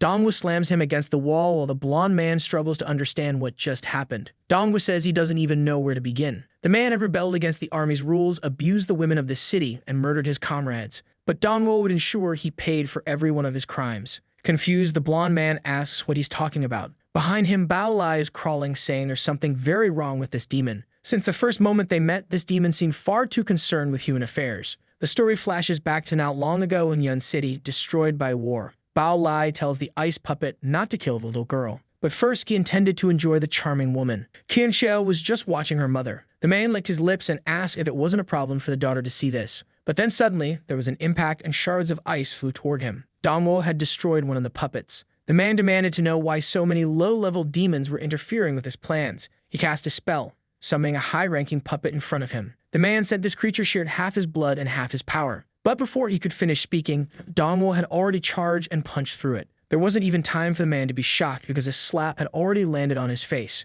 By killing another enemy of the human realm, Dongwo gained 500,000 experience points. Additionally, he acquired a copying ability that allowed him to replace one of his skills with one from someone he killed. Dongwo then tells the man it's time to come clean. He wants to know what happened to his army. After much pressure, Bao Lai reveals the truth. The former army captain was named Xia Feng Liao. They used a banquet as an opportunity to execute their plan. The plan involved using the vice captain to kill Xia Feng Liao. But even after torturing the man, he refused to betray the captain. When others arrived to witness the scene, the vice captain only said Xia Feng Liao was there. He fled with a dagger as soon as they approached. He barely managed to save Huan, but this event painted him as a traitor to the army. With that, they launched an attack to depose him. With most of the army on their side, it was extremely easy. It was also during this time that they acquired that sword. With his father's influence, Xin Jibio became the supreme commander. Back in the present, Bao Li questions why the boy is so interested in all this. Dongwo simply asks why no one resisted or questioned anything. Bao Lai explains that they already knew who might resist,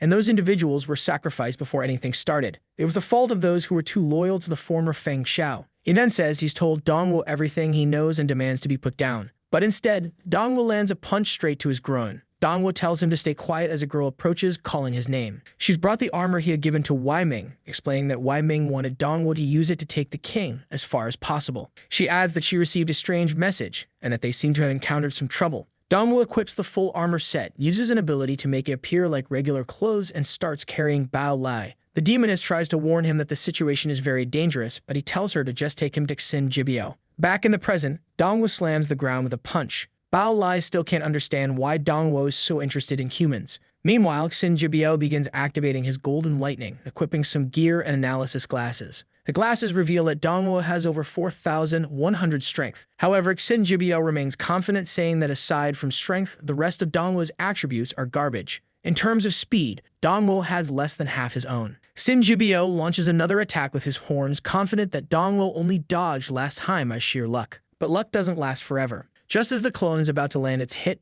Dongwo vanishes and punches one of them in the face, sending it flying. Jibio can't comprehend how Dongwo is faster with lower attributes. Obviously, the real Jibio is hiding behind the dragon, confident that based on what he's seen with the glasses, it's impossible for Dongwo to win. The issue is that the clones theoretically share attributes very close to his. Not to mention, Dongwo's opportunity attributes seemed to be 0. Something was clearly off. We then see Jibio's stats. Over 5,400 strength, made possible, of course, by the sword he's carrying. With his extra speed, it should be impossible for him to lose. The plan is to attack one more time to figure out what's going on. He prepares a stealthy strike, but ends up taking another punch to the face. While the clone gets beaten, Jibio wonders what Dongwo is hiding. Dongwo remarks that Jibio seems overly confident for someone so weak. The reason Jibio can't figure it out is that Dongwo has the title of Demon King. All of his attributes are tripled but can't be detected. Still, Jibio unleashes another sequence of lightning bolts, refusing to believe it. But Dongwo keeps dodging, landing a punch to the ribs, a kick to the stomach, and another heavy punch to the face.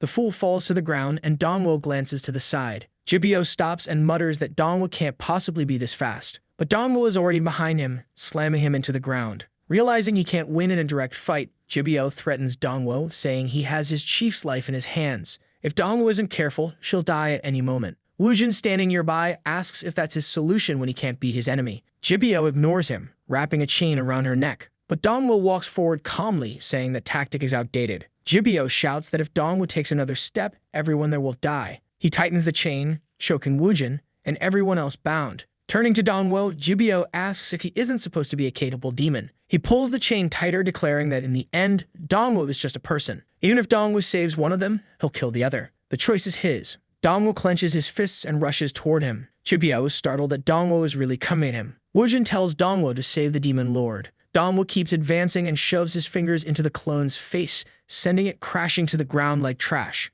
Woojin asks why Dongwo saved him instead of Bingyi, but Dongwo tells him to take another look, explaining that he wasn't going to save just one. He had stolen Bao Li's puppet creation ability and used it to save her. He then commands the golem to protect everyone there. They start freeing everyone while Bao Li stammers, asking how this is possible. That was his ability. When did Dongwo learn it? As far as Bao Li knew, it was completely unique. Suddenly, one of Jibyo's clones attacks the puppet from behind, but the puppet effortlessly lands a punch, sending it crashing to the ground. It's revealed that this is how Dongwo defeated Bao Li and decided to copy his ability. Jibyo realizes that Dongwo having this skill is entirely his fault. Strangely, this ability came from the demon cavern. While powerful, it has two weaknesses. First, it requires water nearby to activate. Second, creating the golem consumes a significant amount of blood. If the golem is as strong as Dongwo, he must have used nearly all his blood. This means the real Dongwo is currently weak. Jibyo yells for the captain to ignore the golems and attack the original body. He believes Dongwo is bluffing and one hit could end everything. Dongwo stands still silent.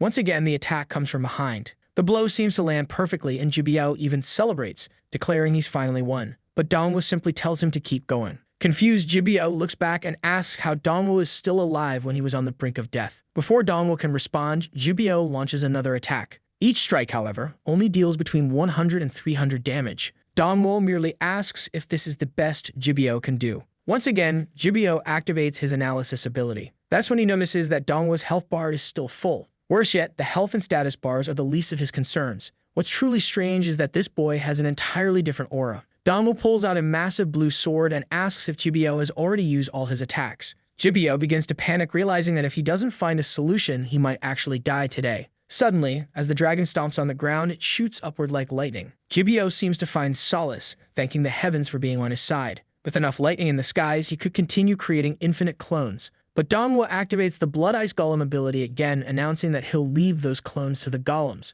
The golems keep an eye on the battered group, and it's clear that Kyuan has lost both his arms. Lying on the ground, Bao Li mutters that he should have realized from the moment Dongwo appeared why he was so invested in humans. He wonders how Dongwo knows so much about the army and the captain. Dongwo responds that in a storm, lightning isn't the only element present. He begins summoning more golems, declaring that now he has a continuous water source. Even if Jibyo believes Dongwo's stats are lower, invoking this legion would prove otherwise. The dragon stands still as the clones battle the army. Jibyo looks at the creature, asking why it isn't moving. That's when Dongwo suddenly appears beside him, activating a celestial transformation in his hand and delivering another punch to Jibyo's face. Dongwo tells him that it's taken long enough, but this war is about to end. Once again, Jibyo substitutes himself to survive. He has realized that in a direct confrontation, there's no way he can win. However, he's starting to understand the boy's ability. Dongwo has incredibly high regeneration, but every attack causes him to lose blood. Jibyo's plan is to use his SSS-ranked weapon's energy storage ability. Once it's fully charged, he can cut Dongwo in half with a single strike. All he has to do is keep stalling for as long as possible. But then one of the ice clones sneaks up from behind and stabs him in the chest.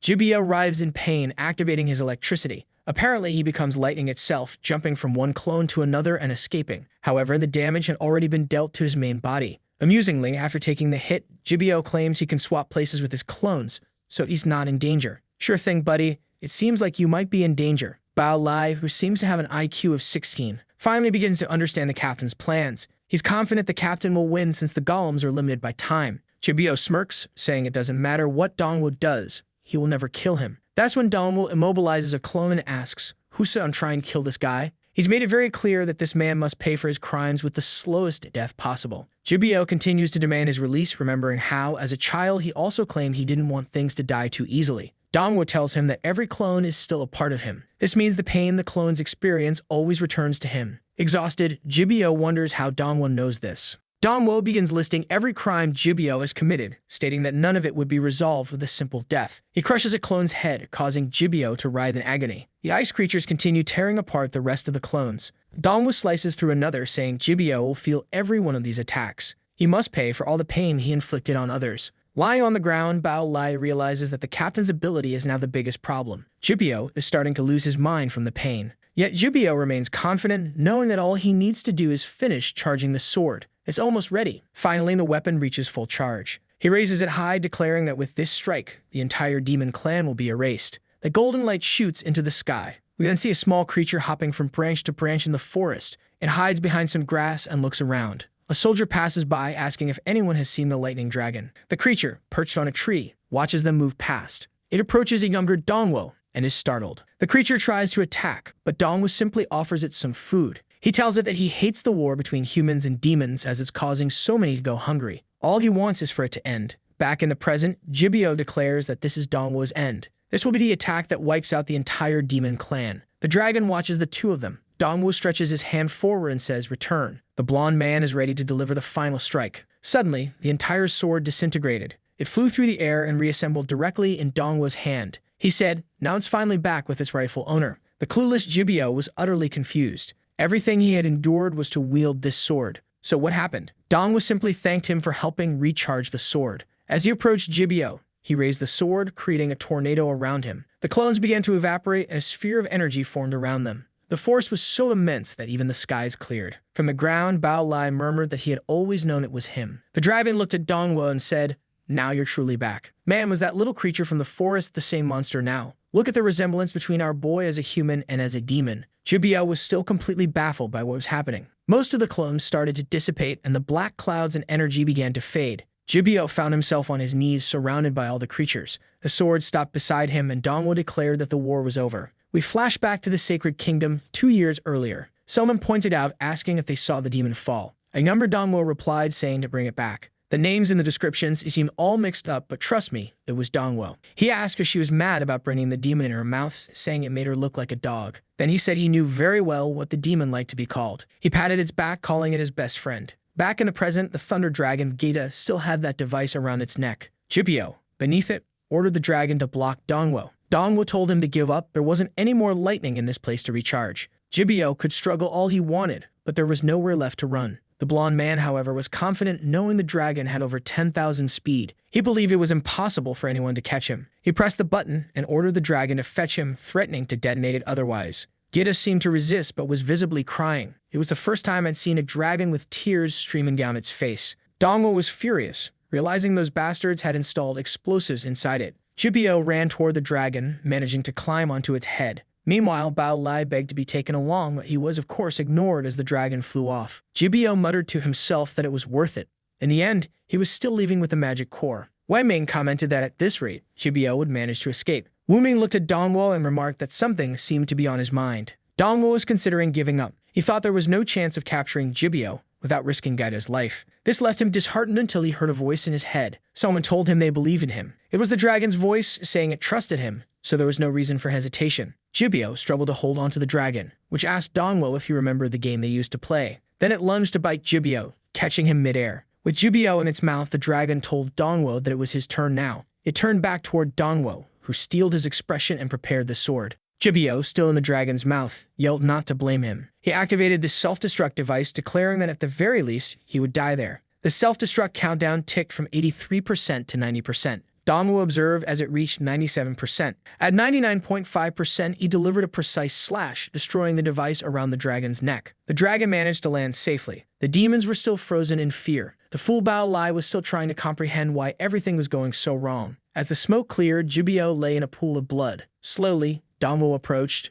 Jibio began pleading for mercy. Man, considering he was missing half his body, even sparing him wouldn't do much good. The man clawed at the ground, asking why. Why did he have to be completely destroyed? Dongwo simply narrowed his eyes and said that from the moment Jibio betrayed him, he should have known this would happen. Confused, Jibio asked what betrayal Dongwo was talking about. They didn't even know each other. But Dongwo chose not to explain. He raised the sword and told Jibio that when he saw Yunha, he better kneel and beg for forgiveness. At the last second, Jibio recognized him as Sha Feng Liao. But it was too late, as his face was cut. Now I get it. The man they betrayed and framed in this life was Sha Feng Liao. He was the protagonist in his previous life, but now he's in the past. Man, things just got complicated. And worse for Jibio, who took a slash for every atrocity he committed. The guy was sliced up like sashimi. I thought Dongwo was going to deliver the final blow, but he kept punishing Jibio for more crimes. It's hard to believe Jibio isn't dead by now, right? Finally, execution. Dongwo delivered 1 billion more cuts for everything Jibio had done. And now it's done. Watching all this, Bao Lai declared that he was now sure this demon was one of them, and that Xie Feng Liao had never been a deserter. So now it's explained they betrayed Xie Feng Liao in this life and made him desert. Because of that, Dongwu killed an S01 class demon. The course of the story had changed and he gained 2.2 million experience points.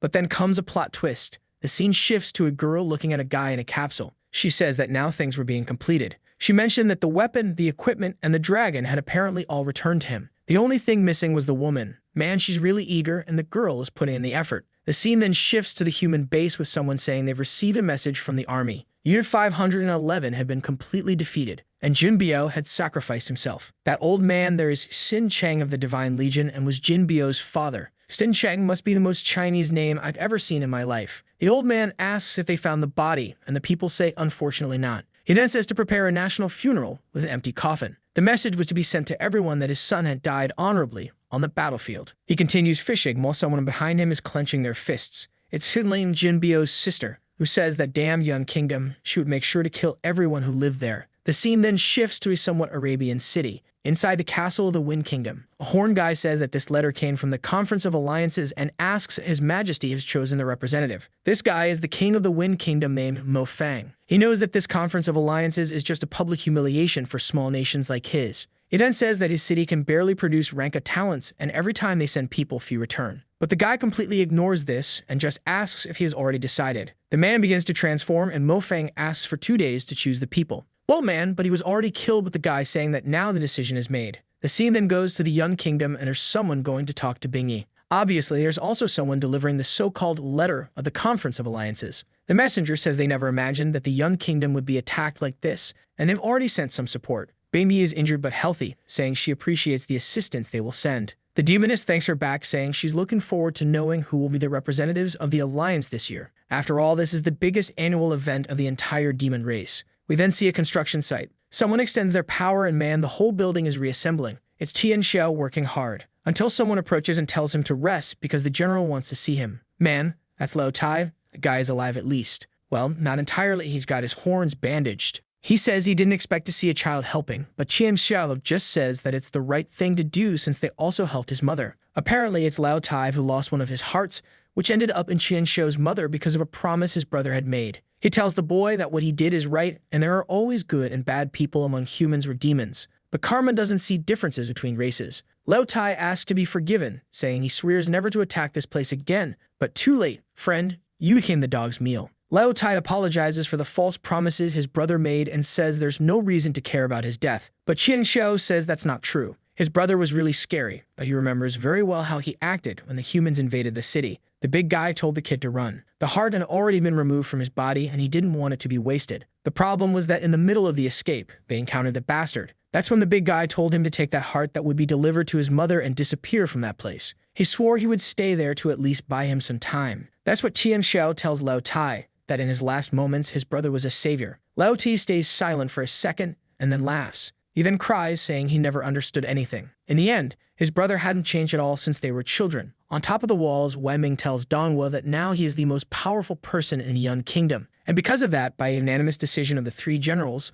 the rarest artifact would be given to him. That would not only have the capacity to elevate him to rank S, but also grant extraordinary abilities. But Dongwu tells them to keep it. So much energy would be much better spent rebuilding this entire kingdom, especially since he was preparing to leave this place. Confused, Wei Ming asks why he's joking about this. Meanwhile, Dongwu thinks that he knew they would react like this. As quickly as possible, he wants to find a way to become human again. He's still worried about Hao-Di and whether she's safe. After all, he was human, and they were demons. He couldn't keep getting so close and developing feelings. He's realizing that it's getting harder and harder to die, and he's sure the demons won't help him with that. Suddenly, the dragon tells him to relax because Princess He was safe for now, and he wasn't going to leave there alone because he would always be by his side. Dongwu thanks him, saying it's always good to have him around. Gaeta then asks Dongwu where he plans to go. Meanwhile, Wei Ming keeps pressing to know his plans, but the dragon simply spreads its wings and flies away. In another part of the city, Wujin is lying in bed beside his father. He asks that his father knows when the next prosthetic arm will arrive. Xuan replies that he's already asked that 3 times today.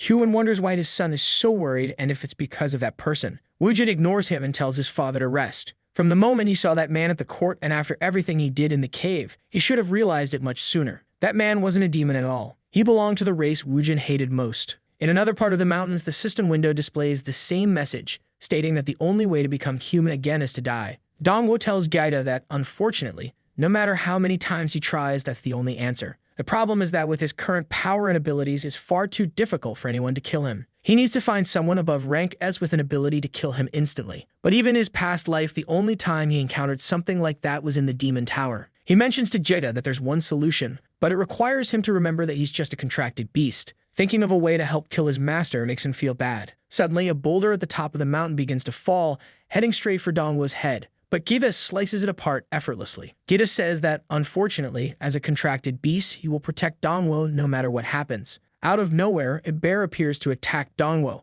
but it gets blasted with a laser to the face. The dragon apologizes, saying he's not doing this intentionally. Night falls, and the bear becomes dinner. Dongwo, now full, picks up his sword and tells the dragon that it's best for him to recharge too. He slashes, activating a dimensional space. As they are about to enter, Dongwo begins dismantling the sword. He says that at dusk, they'll head east in search of the Demon Tower. Even though it's a vague objective, it's the only option he has. And if that's the case, what else can he do? But then, he senses someone approaching. The person places a blade to his neck and asks if the handsome one is planning to leave without saying goodbye. It's Mujin, who says there's a celebration happening in Yun's territory, yet the true hero is trying to run away. Dongwo asks why Wujin isn't drinking there instead of coming here. But Wujin ignores him, demanding to know Dongwo's true purpose in coming to the Yun Kingdom. The protagonist notices Wujin's fury, but also realizes he has no intention of killing him. Wujin keeps pressing, asking about his connection to humans and why he knows so much about them. Why does the Thunder Dragon follow him, and why did that human weapon fly into his hand? Dongwo grabs his sword and reveals that he is human. He pushes Wujin's arm aside and says it's a pity, but Wujin can't kill him now. After all, dying wouldn't be a bad thing for him.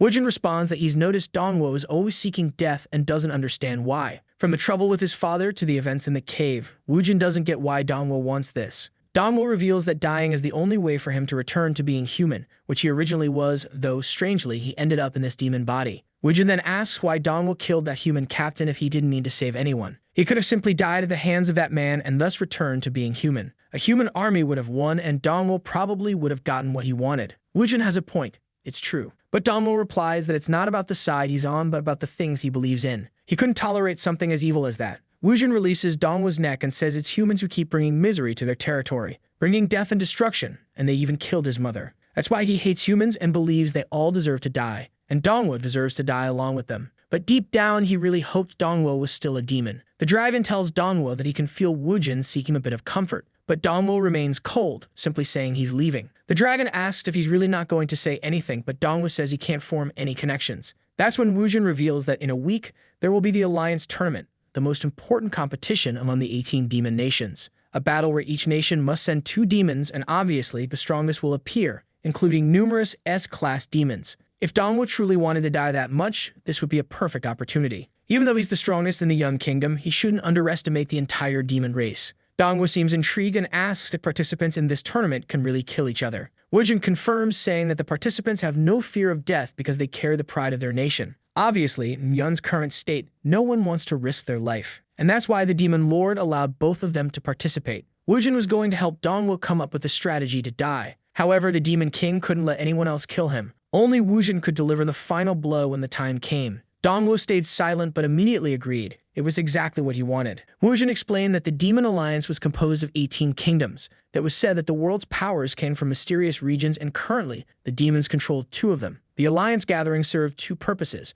to bring all the leaders to one place and to determine the leader of the entire Demon Alliance. The method for this was the tournament, held once every 3 years. The demon world was fair. Whoever was strongest reigned supreme. Only the victor of the final battle could lead the demon race. But obviously, it was also a stage for the strong kingdoms to showcase their power. Bingmi explained that the beauty of the tournament had faded. Now all the kingdoms that participated were full of schemes, only attending for their own interests. To guarantee victory, they sent the most ruthless demons and used the lowest methods. So much so that in the last tournament, only 5 of the 36 participants survived. Of course, none of the demons sent by the Young Kingdom returned alive. She said it wasn't too late for them to back out. She could write a letter ensuring they wouldn't participate. But upon looking, the 2 had already disappeared. Poor Bingi, they were already gone. Dongwo was looking out the window of the airship, seeing the Flame Kingdom for the first time. The airship was futuristic but was being carried by the dragon, combining nature and technology perfectly. We then see the capital of the Flame City known as Beiji. Bingi mentioned how much the place had changed in just a few years.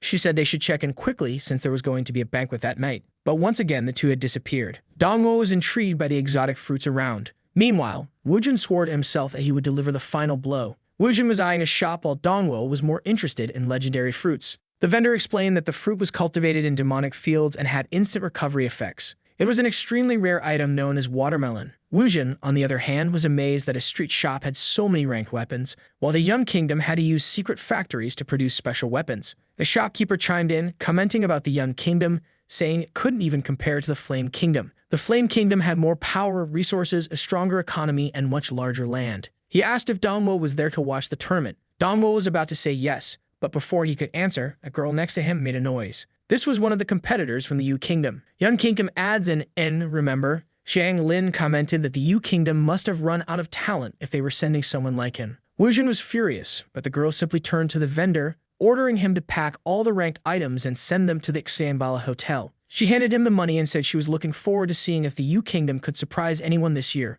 It would be nice if they were different from the past, as the only opponent for her was her own kingdom. Woojin sensed that the girl was clearly a ranked demon. Later at the hotel, he told Bingyi that the people in this region were far too arrogant. She replied that it was to be expected. No one would be friendly right before a championship. The truth was that when these tournaments first began, most kingdoms had similar strength. But over time, the Flame Kingdom, Yu Kingdom, and Lei Kingdom kept accumulating power. And as the saying goes, the strong get stronger, especially considering that these three kingdoms almost always alternated victories among themselves. The prize for the competition was a stone that allowed a demon to advance to rank S. The winner also became the commander of the 18 armies, gaining the right to use the Alliance's mines. Dongwu seemed impressed by something. Mamie said they had arrived at the greatest pride of the entire demon race. Just then, someone appeared behind them. A man pushing a girl in a wheelchair asked if this was the Xiangbala Hotel. Xiang Lin commented that she'd run into those weirdos buying watermelons again. Woojin was already losing his temper, ready to hit her. But Bingyi calmly told him not to fall for the trap, reminding him that the tournament was about to begin. Meanwhile,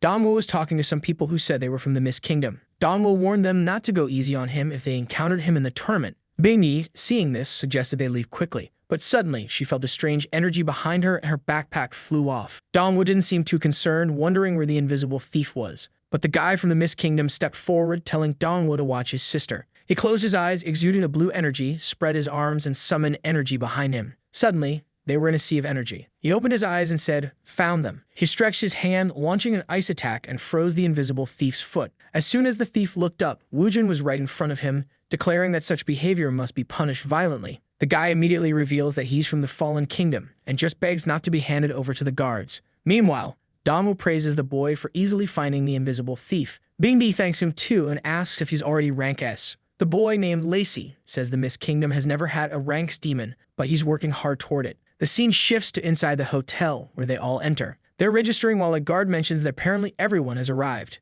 A man in a white suit nearby says it's time for the preliminaries to begin. Walking through the corridors, people comment on how crowded the place is today. Looking at the clock, Bingyi remarks that they'll miss the banquet at this rate. Dongwu, while walking, finds it strange that they sent a wheelchair user to compete. Finally, it's their turn, but Bingyi calls the Mist group over, telling them to go ahead. The receptionist asks for their documents, wondering why they're not already in hand. A bit embarrassed, Lacey hands over the documents and asks if she's referring to these. But suddenly, everyone starts murmuring about someone arriving. A man lounging in a chair comments that every time this guy shows up, it's a spectacle. Who's this now? Oh, here comes Lin and Lai from the Lei Kingdom. The man was the biggest star, and apparently they sent a wheelchair user just so she'd die in combat. Or not, look at her serious expression as she speaks. As they enter, one of the guards approaches the line and orders everyone to move aside. The guard even tells Lacey to get out of the way. Lacey doesn't respond, and the guard throws him aside. The girl calls out to him but feels a hand on her shoulder. It's Dongwu staring seriously. The receptionist tells Lin Lai that his mother can skip registration entirely.